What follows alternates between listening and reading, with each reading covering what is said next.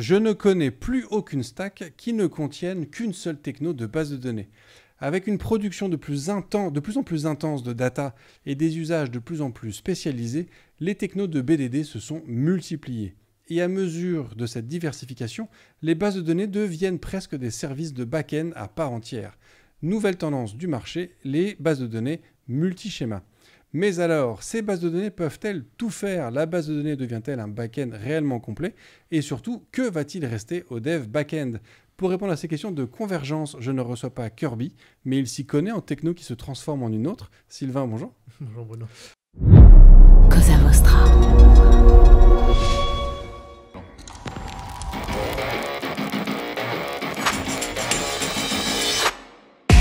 Bonjour, je suis Bruno Soulès, je suis un dev DEV pour différents, extraordinaires et visionnaires. Bienvenue dans If This Then Dev, le podcast qui veut résoudre le problème avant de passer au dev. Chaque semaine, je recevrai un expert pour décoder un sujet ou une tendance de notre formidable métier d'artisan du numérique. Sans en faire un tuto, nous parlerons d'une techno ou de notre quotidien de dev.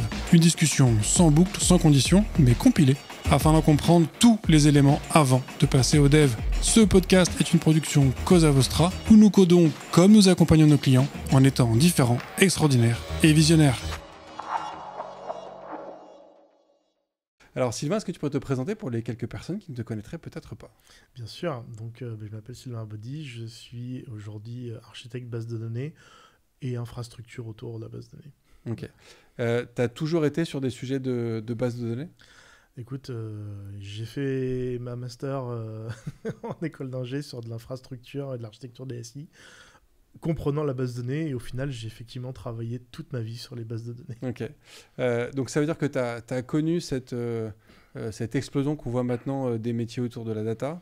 Tu as vu aussi arriver toutes ces différentes nouvelles technos de bases de données et compagnie. Avant de creuser sur ce sujet que tu m'as vendu de convergence des bases de données, est-ce qu'on peut se faire une petite rétrospective sur cette ouverture des technos de bases de données qu'il y a eu? Bien sûr, bien sûr. Alors moi, pour situer un peu, j'ai commencé à travailler juste avant l'arrivée d'Oracle 8i, donc j'étais encore en 7.03, donc ça date un petit peu. Et à l'époque, il y avait vraiment, bon, on va pas se mentir, à l'époque, il y avait principalement que du Oracle sur le marché, un peu de DB2 pour les gros systèmes. Mais fondamentalement, quand on regarde vraiment l'histoire de la base de données au sens large, on a commencé par ce qu'on appelait du NoSQL. Les toutes premières bases de données, c'était ce qu'on appelle vulgairement un fichier séquentiel indexé. Après, on est passé sur du VSAM, des trucs un petit peu plus modernes avec différents égarements. Puis est arrivé le modèle relationnel vers les courants des années 70 avec tous les travaux de Coyd et compagnie chez IBM. Avec justement la normalisation, le modèle relationnel, les différentes formes normales qui ont été découvertes. Enfin, je ne sais pas si découvertes c'est le bon terme, mais bon, bref, elles ont été formalisées. Et du coup, après, bon, le modèle relationnel a régné en maître et sont réapparus des besoins de stocker de la donnée de manière un peu plus performante, de stocker de la donnée parfois en n'ayant pas forcément besoin du côté transactionnel, pas forcément besoin du côté acide. Donc vraiment que les données ne soient pas totalement durables, c'est pas grave si on les perd en cours de route. Donc c'est des besoins qui sont réapparus, ou qui sont apparus, diront certains, qui ont l'arrivée du premier des mouvements de NoSQL avec les premières, c'était du clé-valeur et document store qui arrivaient assez rapidement derrière. Puis après, s'en suivit tout un tas d'autres choses, y compris donc les stockages en colonnes, les bases de données en forme de graphe, et ainsi de suite. Est-ce que pour toi, il y a eu du too much? Est-ce qu'on est allé trop loin, trop... Alors, oui, la réponse est évidemment oui.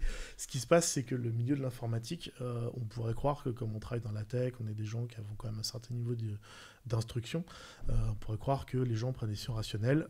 Je pense qu'on est un milieu ultra moutonnier, et ça fonctionne à la hype.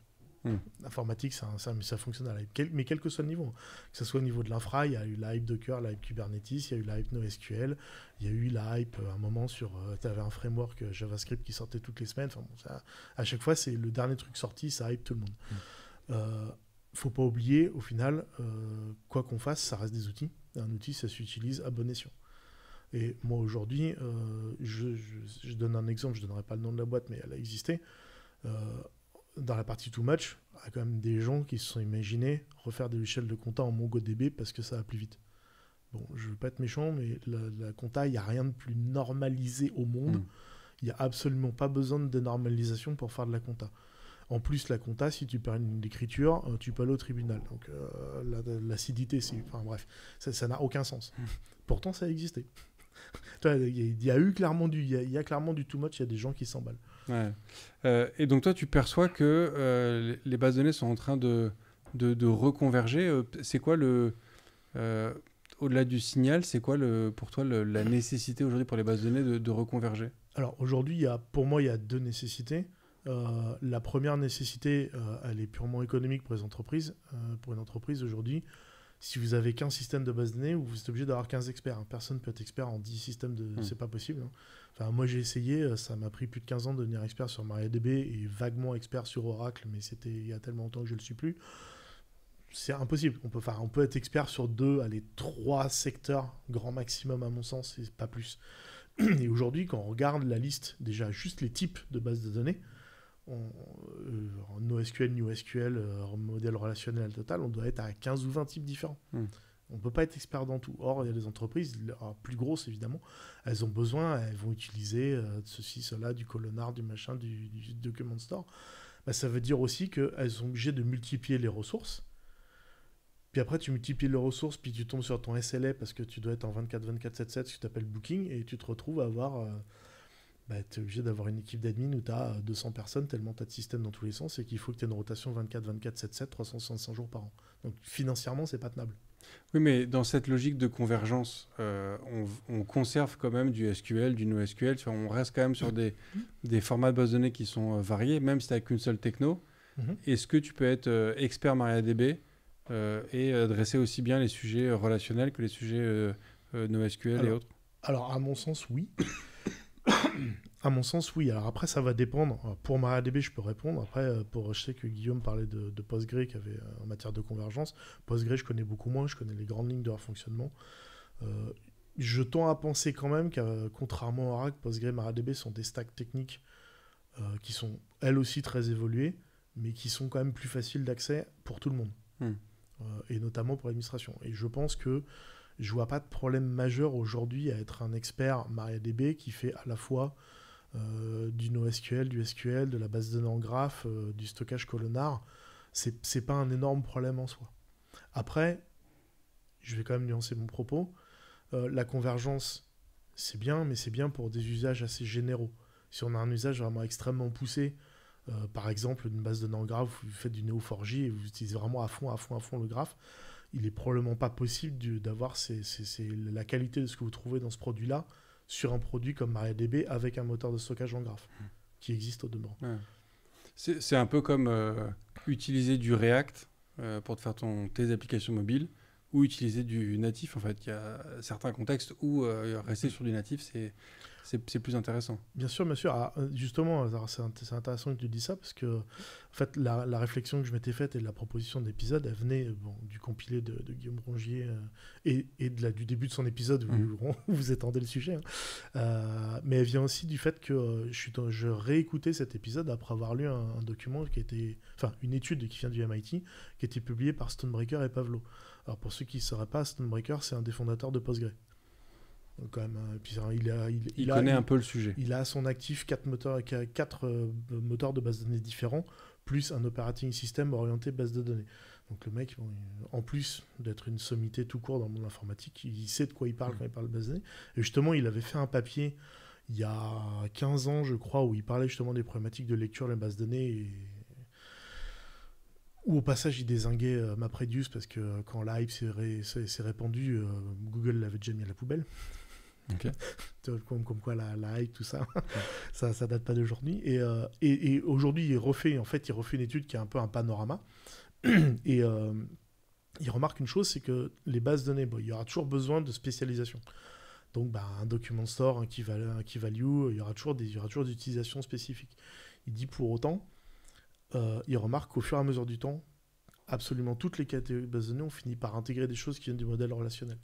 Énormément d'entre elles ont amené les transactions. Il y en a plein qui ont amené de l'acidité. Il y en a qui ont commencé à amener justement de la structuration. En plus.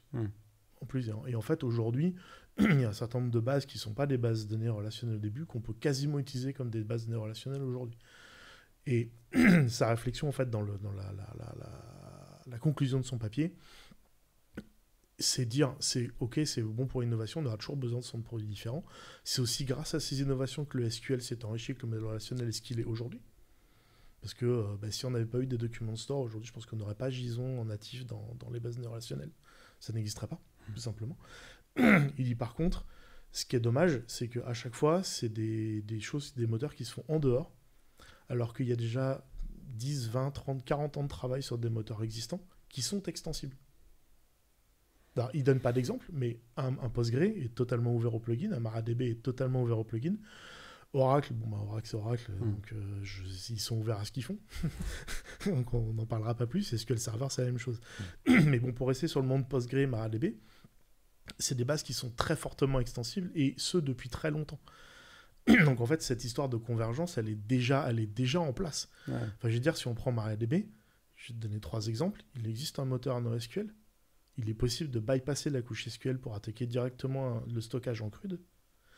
Il existe un moteur de stockage en graphe. Et il existe un moteur de stockage en colonne. Alors, les moteurs de stockage en graphe en colonne sont accessibles par la couche SQL, par contre. C'est pas un dérivé. Okay. Mais tu vois, tu avais déjà une forme de convergence. Alors, j'entends ce que tu dis sur le fait qu'il y a déjà 30 ans de travail sur ces moteurs-là. On pourrait prendre le vieux dicton qui dit que c'est dans les vieux pots qu'on fait les meilleures soupes. Enfin bref, il y a plein de déclinaisons. Vous captez l'idée. Est-ce que malgré tout, tu vois, quand même dans notre monde de la techno, on sait aussi qu'à un moment, il faut savoir jeter un vieux système.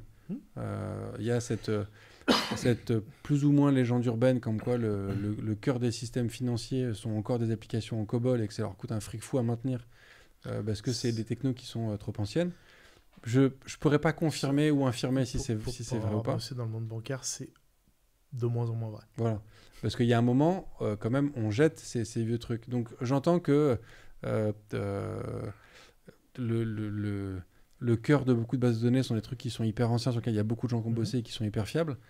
Mais est-ce que essayer de les triturer pour essayer d'en faire forcément quelque chose qui s'adapte à des nouveaux usages, est-ce que c'est vraiment,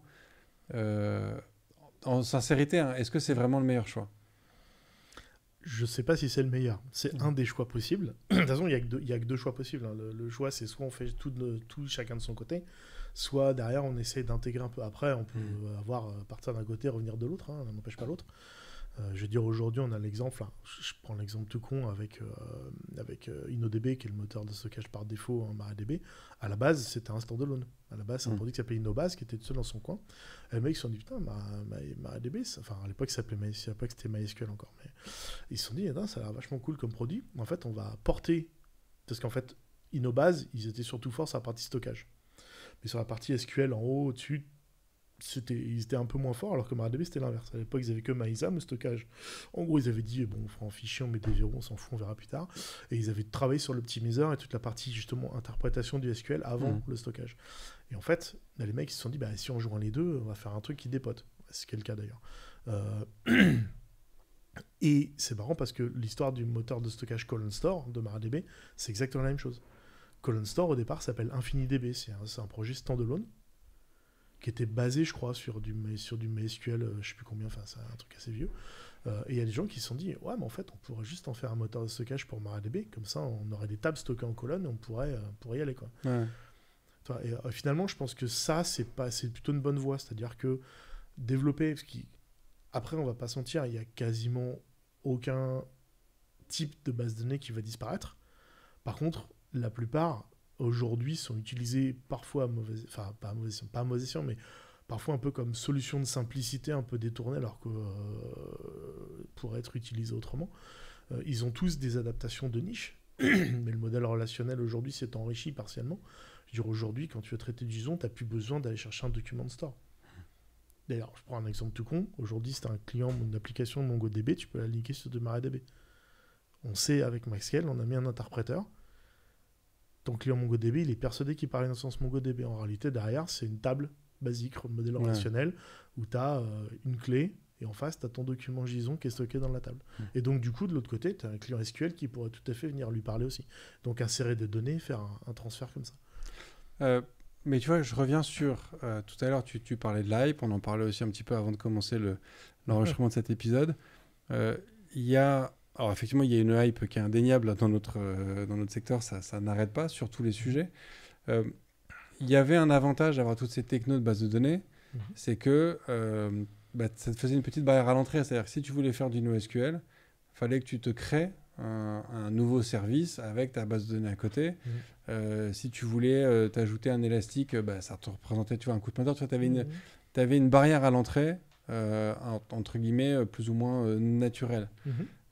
Si on dit que demain, avec MariaDB, tu peux faire aussi bien du SQL que du NoSQL, que du graph, que je ne sais quoi, on se dirige vers une capacité à ce qu'il y ait plus de gens qui fassent n'importe quoi aussi avec les technos. C'est-à-dire que comme c'est juste là, tu flippes un switch et puis et tu commences à faire de la merde, pour dire les choses crûment. Effectivement, ça c'est le revers de la médaille. Le gros avantage, c'est aujourd'hui, tu n'as plus qu'un... Enfin, en admettant qu'on fait converger, qu'on a tous les outils, l'avantage d'avoir une convergence sur MariaDB ou Postgre ou d'autres, c'est que tu as finalement un seul cœur qui travaille, enfin un seul moteur, on va dire. Donc du coup, pour tes admins, c'est un peu plus simple parce que ils ont juste à connaître MariaDB et puis bon, ça c'est un peu plus... C'est facile pour tout le monde.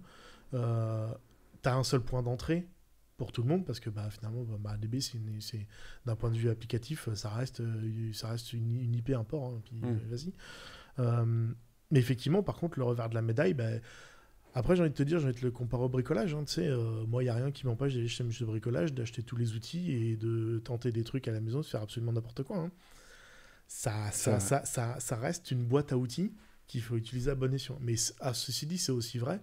Aujourd'hui, j'ai envie de te dire, avec les software as a service et tout ce qu'il y a dans le cloud, il n'y a rien qui t'empêche de claquer un MongoDB en 3 clics de souris chez AWS ou GCP et de faire la même connerie. Sachant qu'en plus, tu vas l'héberger et tu vas la payer peut-être encore plus cher que si tu le fais sur ton instance de dev chez toi. Ouais. Dans ces sujets de convergence, à quel point est-ce que les choses peuvent être mélangées? Est-ce que je peux avoir une base de données avec une table hyper structurée à l'ancienne sur un moteur InnoDB et puis à côté... du graphe qui se balade, ou est-ce que c'est quand même des bases à part? À quel point est-ce que les choses sont... Est-ce que je peux avoir même une table avec des données hétérogènes? Alors, pour Postgre, je ne sais pas. Là, ça va trop loin. Pour MariaDB, je peux te répondre, ça se passe au niveau de la table. Chaque table peut être stockée de manière différente. Donc, dans une même base de données, dans un même schéma, tu peux avoir une table où tu as du JSON, qui est une table InnoDB par ailleurs. Donc, tu stockes ton JSON, tu as tes fonctions natives JSON qui travaillent dessus et compagnie. Tu peux avoir une table qui est formée en colonne. La table d'à côté, c'est du graphe. Enfin, tu peux avoir de tout. Et techniquement, tu peux les lier entre elles dans la même requête si tu as besoin. Ça pose pas de problème. Okay. MariaDB, l'architecture interne de MariaDB, donc avec cette API, en fait, qui est historiquement, d'ailleurs, c'est très rigolo parce qu'on va y revenir après sur l'édition du code. En fait, l'API qui permet d'avoir des moteurs de stockage, techniquement, c'est l'API de plugin. Donc, en fait, quand ils ont développé l'API de plugin, il y a des développeurs qui ont dit Monty, même si t'es pas d'accord, on va l'étendre et tous les moteurs de stockage sont considérés comme des plugins de la base. C'est comme ça qu'on en est arrivé justement à cette notion de moteur de stockage. Okay.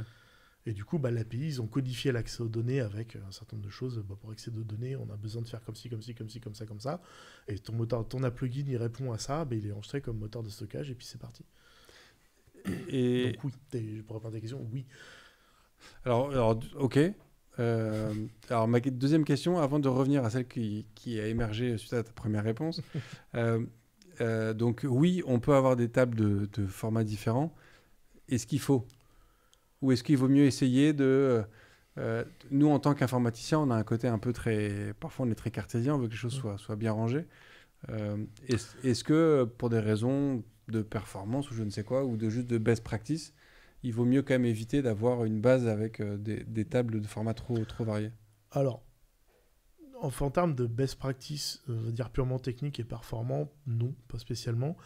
Il faut quand même faire attention aux limitations des moteurs de stockage, que certains sont quand même malgré tout pas transactionnels. Dans ceux que j'ai cités, non, ils sont tous transactionnels, mais il existe aussi des moteurs de stockage non transactionnels, donc, ou des moteurs de stockage qui peuvent être plus longs, donc qui risquent de ralentir un peu certaines choses. Donc il faut quand même faire un peu attention à ce qu'on fait, mais techniquement, il n'y a pas de...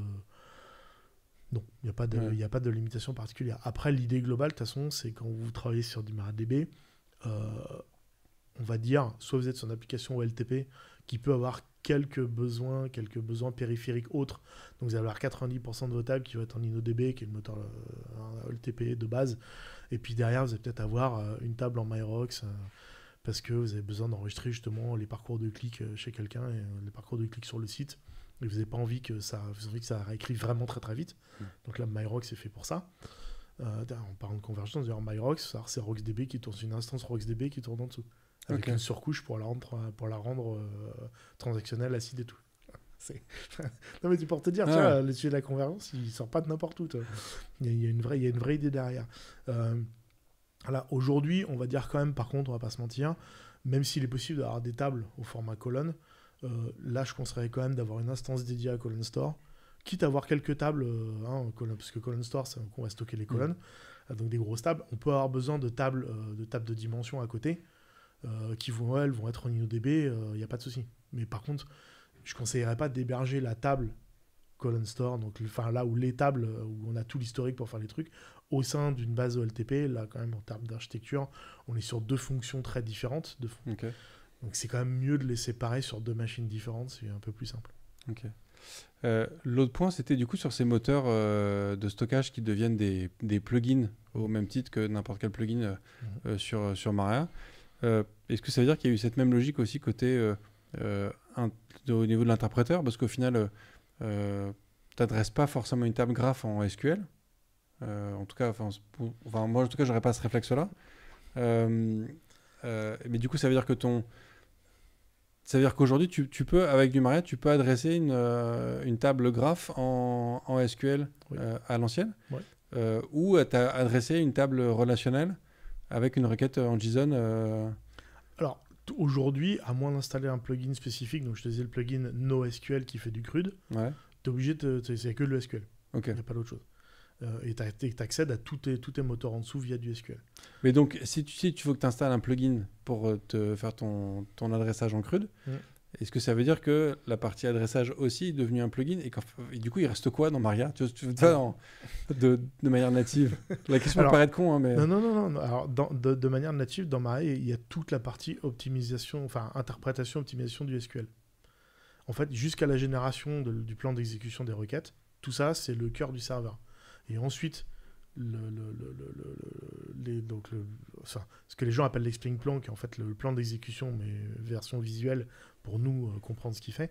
En fait, ce plan-là, lui, il est transmis justement à la couche d'API qui va le traduire. Et il y a une petite surcouche au-dessus de l'API, parce que tu as l'API qui est l'ensemble des fonctions, mais tu as aussi une couche au-dessus qui s'appelle le handler ou Query Execution Engine, qui va prendre un plan d'exécution et qui va le traduire. Parce qu'en fait, un plan d'exécution, il te dit tu vas accéder à cette table-là par cet index-là avec telle stratégie. Sauf que telle stratégie, ça peut vouloir lire 250 000 lignes. Bon, 250 000 lignes, il ne va pas lui envoyer juste la ligne au moteur de stockage et dire au moteur de débrouiller. Non. Il va dire au moteur de stockage, tu ouvres telle table, tu prends tel index, tu te mets à telle position, tu parcours ça, tu fais tant de next, et puis c'est ce genre de choses qui sont faites. Okay. Donc le cœur du serveur, donc, qui est entre la partie haute qui gère les connexions et le plugin, c'est vraiment toute la partie je transforme le texte SQL en un arbre binaire, je crée mon plan d'exécution à partir de ça et je le feed à l'exécution engine. Okay. En fait, le plugin CRUD, lui, vient se mettre sur le côté et en fait, il crée un port qui permet de parler directement au Query Execution Engine avec des ordres de type lis telle ligne, insère telle donnée, mets à jour ça, delete ça. Ok, je vois. Attends, c'était quoi ma question? Ouais, c'était surtout ces plugins qui sont ajoutés. Mon analogie, c'était, tu connais le projet Can It Run Doom? Ça me dit quelque chose. Oui. C'est en fait, c'est un petit groupe. Je crois que c'est sur Reddit que ça a commencé. L'idée, en fait, c'est sur tout appareil qui a un écran, est-ce qu'on peut lui faire tourner Doom? Et donc, ils arrivent à faire tourner Doom sur énormément de devices aujourd'hui. C'est assez impressionnant. C'est pas eux qu'on fait tourner Doom dans Minecraft?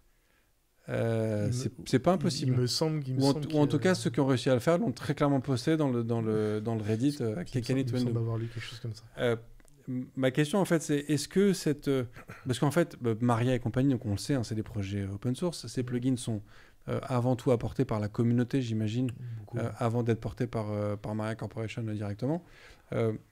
Est-ce que c'est pas un peu cette même optique, en fait, les gens qui se disent, bah tiens, moi, je fais beaucoup de graphes. Quand j'étais petit, j'aimais bien Maria. Essayons de marier ces deux mondes. Tu vois, est-ce que cette convergence, ça part pas un peu d'un espèce de challenge technique de se dire, tiens, et si? Alors, tu vois, au-delà d'un vrai besoin métier. C'est tout à fait possible. Il y a justement l'avantage de Maria, c'est que comme il est open source et qu'il a justement cette interface de plugin qui le rend très ouvert, on a déjà effectivement, il y a cette capacité de n'importe qui de créer un plugin qui vient s'intégrer. Et effectivement, alors des plugins, on en a qui viennent de différents horizons. Hein. Le dernier rajout, c'était le Vector Search qui a été refilé par AWS à la fondation MariaDB. Avant, on avait eu la Transparent Data Encryption, donc l'encryption des données sur disque, qui avait été refilé par Google, si je ne dis pas de bêtises. On a eu les groupes commit qui avaient été filés par Meta, enfin qui sont 5.5, ça c'était un peu plus, mais ça c'est des parties, soit des parties de code, soit des plugins qui ont été donnés par les entreprises. À côté, si je dis pas de bêtises, au QGraph, effectivement, c'est des gens qui se sont dit tiens, on ferait bien du graph dans la base de données, ça pourrait être sympa. Il y a un moteur qui s'appelle Connect qui permet en fait de se connecter à des sources hybrides. Alors, en gros, on se connecte à tout et n'importe quoi. Là, pour le coup, c'est fantastique. Hein. Vous pouvez connecter à des fichiers CSV, des fichiers Excel, des bases de données Oracle, on connecte à tout et n'importe quoi. Et là, c'est un gars, en fait, c'est un gars qui est un passionné. Et il s'est fait son moteur de stockage et à chaque fois qu'il a une nouvelle idée, il la rajoute dedans. Et on peut se connecter à tout et n'importe quoi. C'est fabuleux. C'est aussi la richesse de ces projets open source. T'as une espèce mais du coup, la question, c'est est-ce que... parce que j'entends le fait que ça te simplifie, ça peut potentiellement te coûter moins cher, même si je reste encore un peu dubitatif sur le fait qu'il te faut une seule et même personne pour te gérer ton Maria, sous prétexte que tout est sous Maria. Tu vois, t'as quand même un... Au bout d'un moment, faut quand même pallier en fonction des CF. Tu es obligé d'avoir plusieurs personnes parce que si tu veux faire du 24/7/7, tu peux faire ça sur une personne. Ouais. Dans tous les cas. Mais aujourd'hui, je le vois... Alors, je n'ai plus trop une perspective client, ça fait quasiment 10 ans que je travaille avec MariaDB. Donc. Mais je vois quand j'étais client, donc avant, aujourd'hui groupe Fram, on était deux DBA dans la boîte. Alors, il y avait une équipe sysadmin qui pouvait suppléer un peu de temps en temps, mais on était deux DBA et on gérait. On avait un Oracle, un SQL Server et... Alors, je parle juste de la prod, 57 MariaDB, je crois. Ok. Alors après, il n'y avait pas de truc très violent. Hein. C'était soit de l'application asynchrone, soit du Galera et que du InnoDB partout. Enfin, il n'y avait pas grand-chose de foufou, quoi. Mais pour autant, après, c'est... MariaDB, après, c'est comme toutes les bases de données. Hein. Une fois qu'on a fait le nécessaire pour que ça ronronne, normalement, ça n'a plus de raison de oui, mais si tu l'utilises avec des schémas hyper variés, il y a quand même... il faut quand même des gens côté Ops, après, aussi, qui sont capables de superviser ou de suivre un peu ces usages. Oui. Alors après, justement, c'est là où je pense que si on fait cette démarche-là, d'avoir vraiment le one size fits all version MariaDB, je pense qu'on est obligé d'avoir donc des DBA, mais on est obligé d'avoir aussi du DevOps à côté. On peut pas, là pour le coup, on peut plus avoir la vieille dichotomie, les développeurs d'un côté, les DBA de l'autre, et puis ils se regardent en chien de faïence par-dessus leur écran. On est obligé d'avoir des DevOps qui vont venir justement rendre la chose un peu plus facile, un peu plus souple. Est-ce que aussi le fait d'avoir un Maria qui peut faire les deux, c'est pas aussi l'occasion d'arrêter de faire les deux? Ma question étant, de ma perception, mais peut-être que je me trompe, hein, mais j'ai l'impression qu'il y a encore même encore en 2024, il y a encore beaucoup de projets qui utilisent du NoSQL alors qu'ils ont des données qui sont extrêmement relationnelles et que le faire avec un bon InnoDB, ça fonctionnerait potentiellement mieux. Oui, je pense qu'il y a un certain nombre de cas d'usage du NoSQL qui pourraient être tout à fait portés dans une base, alors Maria ou autre. Hein. Là-dessus, je ne suis pas sectaire, mais je pense qu'il y a un certain nombre d'usages qui sont faits aujourd'hui du NoSQL qui sont totalement normés. Alors après, je n'ai pas regardé, mais justement, je repensais au grand jour du XML avant que le JSON existe. Il s'est passé un truc phénoménal. Au début, on avait le XML, c'était cool. Après, c'est venu le XSS pour faire joli, bon ça, on n'en parle pas. Et puis un jour est apparu un truc très rigolo. C'est les gens se sont dit, bon, bah, c'est super sympa, on a des datas qui s'autodécrivent, mais elles s'autodécrivent, mais elles ne sont pas capables de dire si elles sont correctes. Donc, on va sortir le fichier XSD, le fichier qui te dit comment doit être structuré ton fichier XML pour qu'il soit au bon format. Et je ne sais plus si ça existe dans le JSON. Il me semble avoir lu que les JSON Definition Schema existaient quelque part. Et du coup, c'est le problème de la donnée qui s'autodécrit. Ouais. Ça s'autodécrit, mais comment un système externe, il faut qu'il ait la connaissance de la description du truc. Il ne peut pas lire les champs et deviner si le champ est bien normé ou pas. Donc après, on peut s'amuser, quand on insère dans un JSON, mettre des règles de gestion avec des contraintes. Tel champ doit exister, tel champ doit exister, avoir tel type. On peut s'amuser à faire ça, mais enfin bon, c'est un peu... On commence à se diriger vers du relationnel à l'ancienne, quoi. Le problème, c'est que la donnée autodécrite, au bout d'un moment, elle a ses limites. Et le truc, c'est qu'un système, quand tu lui files, tu lui dis je vais t'envoyer du JSON, et puis dedans, il y a plein de clés-valeurs, parce que fondamentalement, c'est ça, hein, c'est une notation qui permet de faire du clé-valeur, des familles de clés-valeurs avec éventuellement de la profondeur. Si tu utilises les arrays et compagnie, des documents inclus, puisque tu peux inclure un JSON dans un autre JSON, tu peux aller à des niveaux X de profondeur. Le problème, c'est c'est super, mais tu peux donner un nom qui a un sens pour un humain, mais la machine, que ça s'appelle Toto, Rent-A-Car ou mon véhicule, elle ne comprend pas la différence. Pour elle, c'est une chaîne de caractères, il n'y a pas de sens. Ouais. Si tu veux lui donner un sens, tu es obligé d'avoir un fichier qui décrit. Et si tu donnes un fichier qui décrit, tu figes. Et si tu fiches, c'est de données structurées. Ouais. On y revient. Donc on y revient. Mais après, ceci dit, on peut tout à fait recevoir un JSON avec un XSD et l'intégrer dans une table. Enfin, je veux dire, il y a plein de manières de faire. Soit tu le splits directement, tu le splits avant, et du coup, ton ordre insert a déjà ta structuration. Soit, aujourd'hui, un truc qui est sympa dans MariaDB, tu l'insères dans ton JSON, et tu as des colonnes qui vont faire le parsing et qui vont faire l'éclatement pour toi, automatiquement. Ouais. Et du coup, tu as inséré ta donnée en semi-structurée, et tu retrouves ta donnée structurée dans les colonnes supplémentaires qui se calculent automatiquement. J'étais en train de voir si... J'étais en train de poser une question dans ma tête qui était est-ce que l'avenir des bases de données, ce serait pas un énorme saut où, en fait, où moi, en tant que service, en fait, je t'envoie mes données et la manière dont tu les stockes devrait ne même plus me concerner. Tu vois, on va au-delà du service manager. Je te file une donnée et juste quand je te la demande, tu me la rends. Mais en fait, ça correspond à du NoSQL un petit peu, ou du document store en fait. C'est je t'envoie un fichier, après tu le stockes et puis quand je te le demande, tu me le restitues en fait. Mais ce serait un peu le... Après, en fait, ça correspond un peu à toutes les bases données. Parce que quand tu y réfléchis, même mais si tu vois, de manière complètement déstructurée, moi j'ai une info, je la récupère, je te la donne. Sans me soucier du moindre schéma machin, et après peut-être que tu vois la base de données serait capable de dire ok, donc là j'ai un schéma qui se dégage, à l'usage je vois que, et donc je shift petit à petit mon stockage, mais en fait c'est peut-être ouais, alors là le truc c'est effectivement donc, que tu aurais une première étape de stockage qui consiste en fait à faire du full schemaless, donc finalement ce qu'on est déjà capable de faire, hein. Aujourd'hui, dans InnoDB, tu crées une table où tu as un ID et un champ type texte ou blob, et tu fais bien ce que tu veux dedans.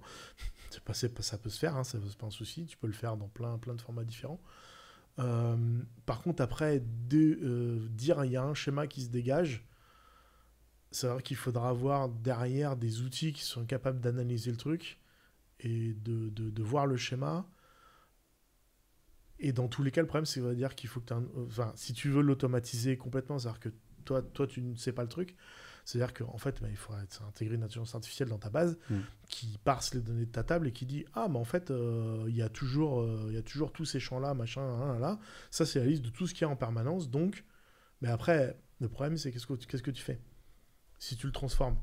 C'est-à-dire qu'il faut que tu continues à transférer tes données de l'une à l'autre. Et de toute manière, toi, tes requêtes, vu que tu t'envoies du schemaless, tu vas aussi demander du schemaless en retour. Donc, en fait, quel intérêt Oui, non, je suis d'accord. C'est pour ça que tu vois, je construisais la question dans ma tête et puis en même temps, je me disais, ouais, mais en fait, c'est plus ou moins un peu ce qui se fait. Et puis, est-ce que...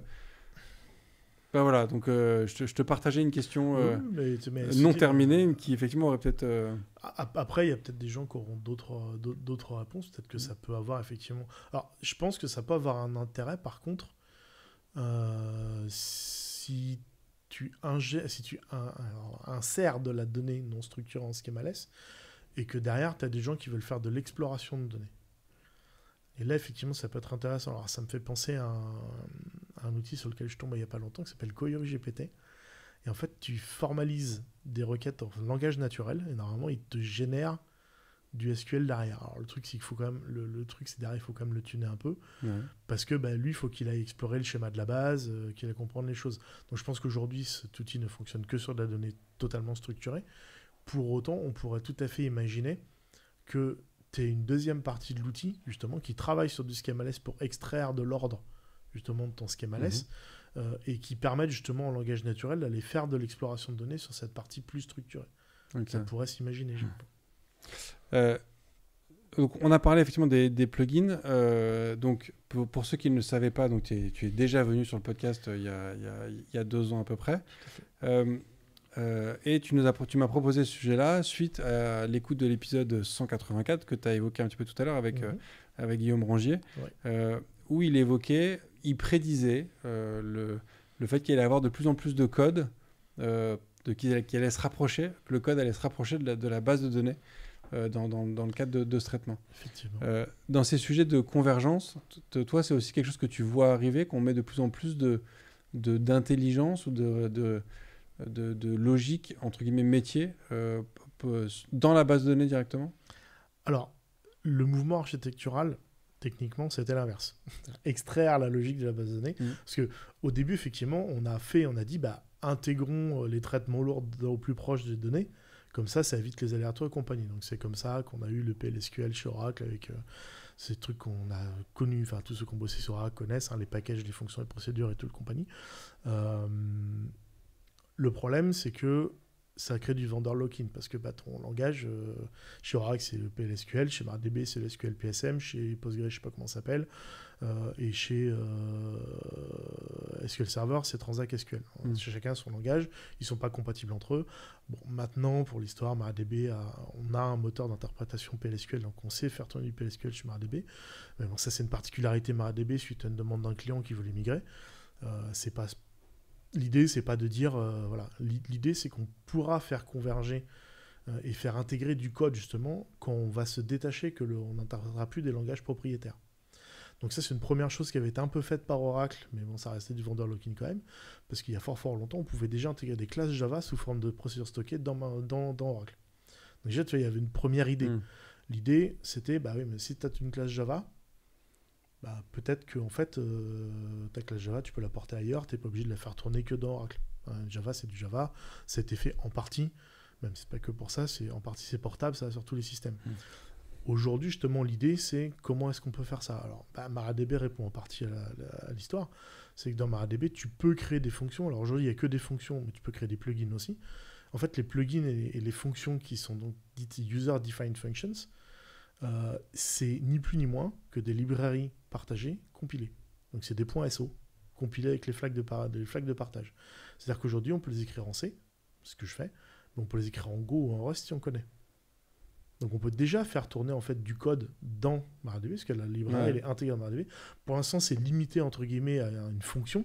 Donc en fait, une fonction, si tu fais un select, en gros, ça t'appelle une fonction et elle fait des trucs et elle te dit oui ou non. En gros, ça va pas plus loin. On pourra probablement faire des choses un petit peu plus évoluées, je pense, à l'avenir. Et avec un plugin approprié, je pense qu'on pourrait écrire carrément des procédures stockées qui font des choses. Et qui te renvoie de la donnée et compagnie, parce que la fonction, elle prend quelques paramètres, elle te renvoie une valeur scalaire et puis basta, quoi. Mais aujourd'hui, tu vois, on a déjà un premier niveau où on peut déjà le faire. Et toi, tu as l'impression que ça va se généraliser, que ça va augmenter? Tu es en phase avec ce que disait Guillaume? Alors, ça va se généraliser, non, parce que ça va rester limité à certains besoins. Parce que aujourd'hui, tout le monde n'a pas besoin de la performance que va apporter l'exécution du code dans le noyau de la base. Je veux dire, je pense pas que Booking en ait besoin. On va pas se mentir, Booking, pour présenter sa homepage, c'est de la donnée statique, ils s'en foutent, quoi. Enfin, c'est un petit peu vulgaire, un petit peu... Mais c'est l'idée. Par contre, après, effectivement, quand on a des besoins vraiment de très très grosses performances, il pourrait être plus intéressant, parce qu'aujourd'hui, on a beaucoup de choses où, en fait, on s'aperçoit que le batch tourne sur une machine, Et en fait, il appelle les données via le réseau, il les récupère, il les travaille, il les renvoie. Effectivement, comme disait Guillaume, si on réfléchit un peu en termes de performance et d'efficacité, on est à la rue. Ça n'a pas de sens d'extraire les données, de les travailler, de les renvoyer dans la base. Enfin, si c'est pour les renvoyer, si c'est les travailler pour les renvoyer à un autre système hétérogène, oui, ça a du sens de les pool. Mais si c'est pour les faire de la base de données, pourquoi extraire les données? Autant les travailler directement en interne pour s'éviter tout le bazar. Ça, c'est partiellement faisable. Aujourd'hui, c'est faisable qu'avec des langages propriétaires, donc DB, SQL, PSM, PLSQL. J'ose espérer que bientôt, on pourra le faire avec d'autres langages. Et d'ailleurs, à ce titre-là, MySQL est un petit peu plus en avance que nous, parce qu'ils ils ont ouvert la possibilité d'écrire des procédures stockées en JavaScript. Ok. Ils ont un interpréteur JavaScript qui est intégré dans MySQL. Donc JavaScript, justement, c'est un langage qui est indépendant du moteur. Ouais. Donc voilà, et ça, je pense que c'est encore un signe que... Ouais, il y a un truc qui se prépare. En fait, encore une fois, ça a du sens. Pour moi, aujourd'hui, ça n'a pas de sens, justement, et du batch de travail de données où on mâche des données pour les passer, pour les préformater, pour les précalculer de la base vers la base elle-même. Aujourd'hui, c'est les ETL qui extraient de la base, qui te les ramènent dans la même, un talent qui te fait ça. C'est une horreur. Ouais. Enfin, c'est une horreur. Non, parce qu'aujourd'hui, on a moyennement le choix, si on a envie d'être un peu libre et de ne pas être totalement bloqué par le vendeur. Mais c'est dommage, quoi. Mais donc, dans cette logique que tu présentes aujourd'hui, en tout cas dans un environnement MariaDB, tu es obligé d'écrire un plugin. Tu ne peux pas le faire sous forme d'une procédure stockée ou d'une fonction que tu écrirais de manière un peu plus fluide, on va dire. Ouais, pas encore, effectivement. C'est une feature request qui est ouverte. Okay. C'est une feature request qui est ouverte où on dit, puisqu'on peut faire des fonctions, pourquoi est-ce qu'on ne pourrait pas aller plus loin, avoir carrément... Et justement, c'est une feature request qui est en discussion, parce qu'elle est ouverte, mais bon, elle n'est pas... Il y a des réticences. Le fait que MySQL ait rajouté la possibilité d'ouvrir du JavaScript, justement, je trouve ça génial, parce que ça enfonce un coin phénoménal dans l'outil en disant, on peut le faire, en fait. C'est peut-être pas notre priorité, mais on peut le faire. Et ça serait bien qu'on le fasse, à mon sens. Est-ce que... j'ai fait un épisode il y a quelques temps sur le GraphQL, qui était un truc que j'avais pas forcément creusé à ce point-là, mais donc c'était un super épisode. Donc bon, je vais pas prendre le temps de chercher parce que je me souviens plus du coup de l'invité, mais je mettrai un lien bien évidemment dans les notes.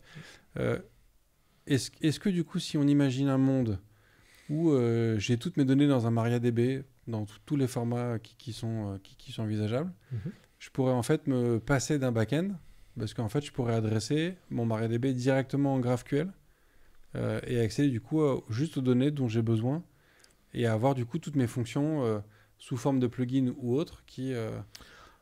Aujourd'hui, juste l'accès en GraphQL à une base Maria, c'est possible ou c'est pas encore...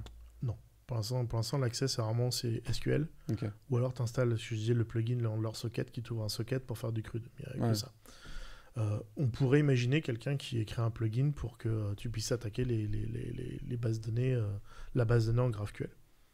Ça pourrait s'imaginer. Alors après, je t'avoue qu'il faudrait que je creuse un petit peu plus le sujet du GraphQL pour voir le niveau de difficulté ou d'utilité. Mais bon, sachant qu'on peut stocker des bases sous forme de graphe, avec le moteur OQGraph, techniquement, on devrait pouvoir, en théorie. Mais par contre, je pense qu'il faudrait le réserver, tu vois, attaquer en GraphQL des bases qui sont en InnoDB. Bon. Il faudrait voir comment on traduit de l'un à l'autre, quoi. Mais tu vois, aujourd'hui, avec toutes les API Gateway qui sont souvent mis en place sur... et tu vois, on a fait notre épisode sur les micro-fronts. Tu vois, en fait, ce concept de GraphQL est hyper intéressant. Quand tu es un microservice et compagnie, tu fais ton API Gateway qui va être capable d'aller taper sur différents microservices et toutes tes formater tes données. En fait, si je te pose la question, c'est que on en avait parlé un peu en préparation de cet épisode. Moi, je suis plutôt d'origine back-end. Je vois une vraie complexification du front qui devient un métier à part entière. Pour ceux qui me découvrent dans cet épisode-là spécifiquement, sachez que moi, quand j'ai commencé à développer dans le monde du web, le front, c'était de l'intégration HTML, donc c'était vraiment pas du dev. Donc si on me dit que maintenant, dans le front, il y a de plus en plus de logique métier, parce qu'en fait, les applications maintenant sont hyper taffées et hyper complexes, et que maintenant, on va rapprocher du code aussi des bases de données, il va nous rester quoi, en fait, dans dans le back-end. Tu vois, petit à petit, j'ai l'impression qu'il y a une espèce de... Alors, est-ce que c'est une disparition du métier ou un changement du métier? Je ne sais pas. Mais il y a peut-être une question à se poser, en fait. Est-ce que le back-end a encore de l'intérêt? Alors, il y a deux manières de répondre. Donc, je vais répondre plutôt sur la partie rapport au métier de dev back-end. Le métier de dev back-end, il est amené à évoluer comme le métier de... Parce que le premier métier qui a évolué au départ, c'était le front. On va pas se mentir, comme tu dis, au début, c'était de l'intégration HTML. Ouais. Puis est arrivé le HTML 2.0, puis sont arrivés après les CSS, les machins, jusqu'à avoir full JavaScript et compagnie. Donc aujourd'hui, effectivement, le métier du front s'est complexifié puisque beaucoup de la logique métier est sortie du back-end pour remonter vers le front. À mon avis, c'était une erreur. Alors, c'était une erreur dans le sens où on aurait dû demander au dev back-end de continuer à coder la logique métier parce que enfin, le métier, le dev back-end, tu codes de la logique métier. Hein, oui, mais c'est dans une ancienne construction des applications, de se dire que la logique métier, elle doit être côté front. Mais aujourd'hui, tu as les applications front. La logique métier devait être côté back. Mais aujourd'hui, les applications front sont quand même tellement taffées, tellement complexes, que tu as nécessairement de la logique métier qui est intégrée dedans. Bien sûr. Mais alors, du coup, après, on a un autre problème qui dérive. C'est que pour moi, même si maintenant ça tend à changer, la distinction dev front-end back-end ne devrait pas exister. Je te l'ai dit tout à l'heure hors live, pour moi, un dev, il devrait être capable de toucher à tout, même s'il a une spécialité. Je veux dire, on peut pas être vraiment un bon dev, à mon sens, si on n'a pas la connaissance de toute la stack. Je parle pas d'être expert de toute la stack depuis le proxy qui se trouve juste derrière le firewall de l'entreprise jusqu'au hardware en dessous. Hein. Mais il faut avoir la connaissance du fonctionnement de tout, à mon sens, pour être un bon dev, éviter de faire des trucs qui mettent les autres dans la panade en termes de design. Et pour le coup, pour moi, la séparation front-end, back-end, quand on parle des architectures X couches, tu as la couche prestation, la couche persistance, et en dessous de la couche persistance, tu as la couche métier, où tu as les règles. Et ces règles-là, elles devraient pour moi être développées, non pas par les développeurs front, mais par les développeurs back déjà. Parce que eux, en admettant qu'il y a des développeurs... un développeur qui va être plus spécialisé sur le développement d'un règle métier. Parce que, je suis désolé, aujourd'hui, coder des interfaces, coder la persistance de données et tout ça, c'est en train de devenir effectivement un métier très spécialisé avec des trucs hyper techniques qui sont compliqués.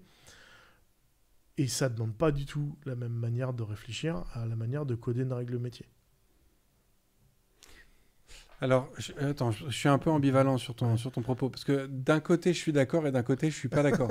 Alors, peut-être qu'il faut que j'essaie de mieux le définir. Donc, ce que tu nous dis, c'est que la distinction dev front, dev back ne devrait pas exister. Alors, j'aime bien le propos un peu clivant. Tu t'en doutes, ça en fera un extrait vidéo pour le podcast. Est-ce que ce que tu veux dire, c'est que tout le monde devrait être full stack, auquel cas j'aurais tendance à pas être d'accord avec toi? Ou est-ce que ce que tu dis, c'est que il faudrait qu'en fonction de ce que tu fais, tu sois capable de le faire aussi bien en front qu'en back? Alors, et que du coup, tu aies des devs métiers et des devs interface ou des devs persistance. Voilà, je suis plus sur cette partie-là. Oh, ok, ça c'est pour moi, effectivement, tout le monde devrait être capable d'être un développeur full stack potable. Je dis bien potable. Ouais, parce qu'aujourd'hui, c'est quand même, vu les niveaux de complexité des technos, mais je dis juste potable. C'est-à-dire que tu es capable de développer un truc qui fonctionne. Est-ce qu'il fonctionne bien, assez performant et compagnie? Est-ce qu'il est beau? Est-ce qu'il est propre? Non. Mais tout le monde, pour moi, un dev, il devrait être capable de coder l'intégralité du truc. Évidemment, il aura ses points forts parce que si c'est un dev qui est plutôt orienté métier, règle métier, un dev qui est plutôt orienté justement tout ce qui est interface et compagnie, chacun aura son point fort, son point d'expertise justement. Mais c'est là où j'en venais sur le côté de la culture générale. Pour moi, aujourd'hui, il est anormal qu'un développeur qui développe une application type OLTP ou même une application mobile, parce que l'application mobile, je suis désolé, la plupart des données Castock, c'est de la donnée structurée, il n'est pas normal qu'ils disent le chemin de base de données, j'y connais rien. C'est ton boulot de stocker les données, de les récupérer, c'est le but d'une appli en fait. C'est nécessaire. Donc tu devrais savoir le faire. Est-ce que tu dois être expert dedans? Non, pas obligatoirement. Mais au moins savoir le faire et comprendre que stocker de la donnée structurée, c'est pas un crime. C'est pas grave. Ouais. Ça se fait, il y a des manières de le faire, il y a des manières de réfléchir. Et moi, alors, je vais te donner un autre truc, c'est un autre truc qui me pose problème. C'est qu'aujourd'hui, il y a des gens, et je le lisais encore sur LinkedIn aujourd'hui chez des personnes que je connais, des gens qui sortent d'études, et d'études en informatique. L'algorithmie, manifestement, pas trop leur truc. L'organisation des données, bon, si on met un gros gison avec plein de clés valeurs dedans, c'est cool. Et ils ont appris quoi? Enfin, moi, ça me pose problème. C'est-à-dire, quand justement, un bon développeur, ça, c'est... Bon, j'ai perdu son nom, c'est un gars que je suis pas mal sur LinkedIn, je crois que c'est... Bah, j'ai perdu son nom, c'est pas grave. Je le retrouverai. Qui est CTO d'une entreprise. Il le dit assez régulièrement. Il dit un bon dev, c'est pas un mec qui est expert dans un langage. Il dit c'est quelqu'un qui est capable d'organiser ses pensées, d'organiser son travail. Et justement, il dit le métier du développeur, de développement, en réalité, c'est de transformer des idées et des phrases en français, donc en langage naturel, en code qui fait ce que décrivaient ces idées. C'est pas d'être... C'est un traducteur. C'est un traducteur. Donc après, tu vas avoir tes points forts. Comme tout le monde. Ce serait pas Rudy par hasard Si, c'est Rudy Onfroy. Voilà, Rudy Onfroy. J'aime beaucoup son point de vue sur les développeurs. Il est venu sur le podcast aussi. Je suis pas étonné. Je suis très très d'accord avec son point de vue sur les développeurs. Et donc, si on revient sur cette question, la disparition du métier de back-end. Alors du coup, j'entends ton propos sur le métier back-end, tu vois, mais est-ce qu'au final, avec juste une application, on va dire React, exécutée chez le client et une base de données, on serait aujourd'hui en mesure d'avoir une application, un service complet, quitte même à avoir plusieurs bases de données. Parce qu'en fait, tu vois, c'est aussi une réflexion que je me faisais en préparant cette émission. Sur une ancienne expérience, j'avais effectivement plusieurs technos de bases de données qui coexistaient. Et j'en étais arrivé à un stade où, au final, mon environnement élastique était devenu presque un microservice à part entière. Que j'avais pas forcément besoin de mon back pour l'adresser directement. En fait, tu vois, il y avait quand même un ensemble de features et de fonctionnalités qui faisait que le truc était consommable en standalone, tu vois, sans passer par... Donc voilà, la question, est-ce que le concept de back-end peut disparaître en, allez, on va dire 2030 ou... Non, je pense pas, parce que fondamentalement, le métier de développeur back-end, il va juste, entre guillemets, évoluer. Tout le monde, même si on a la possibilité, tout le monde n'intégrera pas du code dans la base, parce que on aura toujours des gens qui restent, il y a toujours des gens qui restent bloqués à différents stades de l'évolution de l'architecture. Et puis, il faut avoir le besoin de le faire. Mais je pense que l'intégration, justement, quelle que soit la forme, que ce soit des plugins, que ce soit des librairies, ça peut être plein de formes, mais je pense que justement l'intégration de ce code, quel que soit le langage dans la base, ça deviendra le métier du développeur. Ça fera partie du métier de développeur back-end. Tout comme continuer à écrire des batchs en ceci ou en cela, ou d'écrire des fonctions qui permettent de répondre justement à un appel d'API pour du microservice. Okay. Un peu plus structuré. Ok, canon. Merci beaucoup Sylvain pour toute cette discussion et cette découverte de la convergence des bases de données. J'aurais deux dernières questions pour toi qui sont les questions rituelles du podcast. La première, c'est est-ce qu'il y a un contenu que tu souhaiterais partager avec l'ensemble des auditeurs? Alors un contenu, ça tombe bien, je l'ai apporté parce que je continue à le lire en venant. Je suis retombé sur un livre qui n'est pas tout jeune, que je te présente ici, qui s'appelle Clear, d'un écrivain qui s'appelle monsieur Kloetzer. Qui est un écrivain français. Et en fait, c'est une critique du monde corporate, pour faire simple. En gros, ça reste un petit côté un peu fantastique. Mais grosso, c'est l'histoire de deux consultants d'une firme mondiale qui s'appelle Clear, qui sont chargés de régler les problèmes d'image de l'entreprise dans le monde. Mais Clear, en fait, c'est une méga corpo. On ne sait pas ce qu'elle fait, on ne sait pas ce qu'elle vend, on n'en parle jamais dans le produit. Mais par contre, on parle justement de la vie des personnes. Ça aborde les notions de plafond de verre, ça aborde la notion de burn-out, ce genre de choses. Canon. Donc on mettra bien évidemment un lien en description. Et dernière question, peut-être que tu n'as peut-être pas changé depuis, mais Sylvain, est-ce que tu es plutôt espace ou tabulation? 100% tabulation. 100% tabulation, très bien. Merci beaucoup Sylvain. Merci beaucoup Bruno. Et merci à tous d'avoir suivi cet épisode jusqu'au bout. Voilà, les bases de données sont en train de changer. J'aime bien effectivement cette image utilisée par Sylvain, qu'en fait il y a des cycles d'architecture. Peut-être que comme moi, on vous a appris que il faut le moins d'intelligence possible dans la base de données et que ce n'est là que pour stocker de l'information. Mais il semblerait que c'est en train de changer. On va mettre de plus en plus d'intelligence aussi dans nos bases de données, peut-être au détriment du back. Donc si vous êtes dev back, il faut peut-être commencer à chercher. Et j'aime beaucoup ce que tu as évoqué sur cette notion de dev métier, dev interface. Il y a quelque chose d'un peu... peut-être intéressant à creuser. En tout cas, vous l'avez entendu ici en premier sur IFTTD. Si jamais ça devient un truc, on saura d'où ça vient. Voilà, merci à tous. Je vous remercie aussi de continuer à partager ce podcast autour de vous. N'hésitez pas à mettre un commentaire 5 étoiles sur votre application de podcast préférée. Je vous souhaite une très bonne fin de semaine. Je vous dis à la semaine prochaine. Et d'ici là, codez bien. Merci d'avoir écouté cet épisode de If This Then Dev et merci à toute mon équipe de Cosa Vostra à la production de cet épisode. Merci aussi à Alan, Ada, Linus, Bill, Steve et Steve de nous avoir ramenés jusqu'ici. Si ce podcast vous a plu, committez-vous en vous abonnant, déployez-le autour de vous et vous pouvez aussi nous faire une petite code review en nous laissant 5 étoiles sur votre plateforme de podcast préférée. La conversation continue bien sûr avec vous sur Twitter, LinkedIn, Facebook, Instagram, chacun sa techno, @ifthisdendev ou @bibir, B-I-B-E-A-R. Vous retrouverez aussi tous nos épisodes sur notre site iftttd.io. Et enfin, si vous avez besoin d'une agence pour vous accompagner ou si vous souhaitez rejoindre une équipe tech passionnée et passionnante, écrivez-moi sur bruno@cosavostra.com. Merci à tous.